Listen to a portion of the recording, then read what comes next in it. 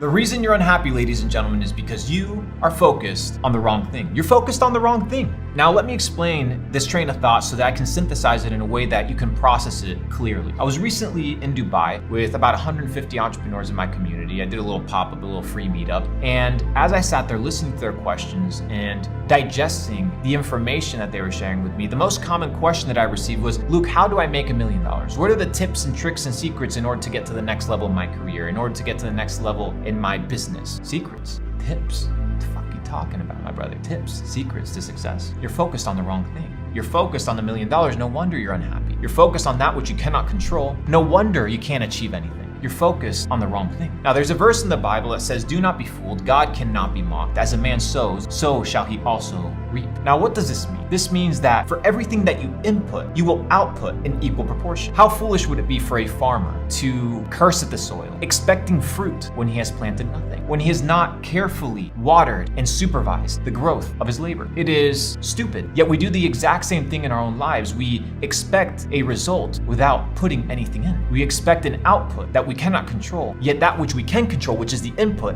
we do not focus on. My friend, if you want to get to the next level in your career, let me tell you one thing. You must not be focused on the next level of your career. You must be focused on the input, that which you can control. So let me ask you, what can you control today? Well, you can control when you show up. You can control how much you work. You can control the quality of your labor. You can control the quality of your relationships. You can control what you input into your ears, what you input into your mind.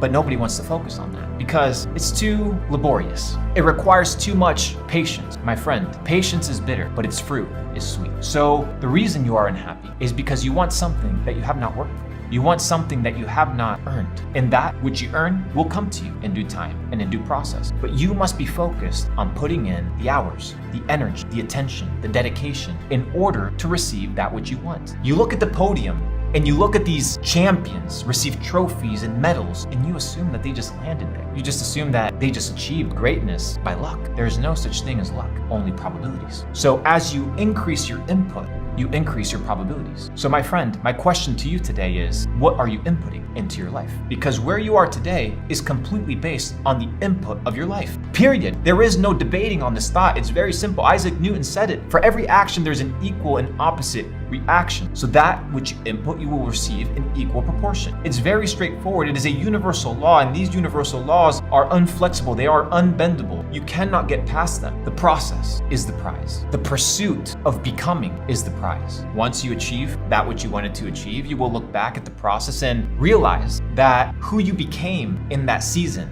was a lot better than what you achieved, because we're so easy to desire what others have. We're so easy to daydream as to what we want and what we deserve. But when you can stop living in the future, which you cannot control, it's an elusive construct of reality, a fabric of our imagination, and you sober up to reality and focus on the input of what can you do today, right now, in order to maximize your chances of a future that is beneficial to you.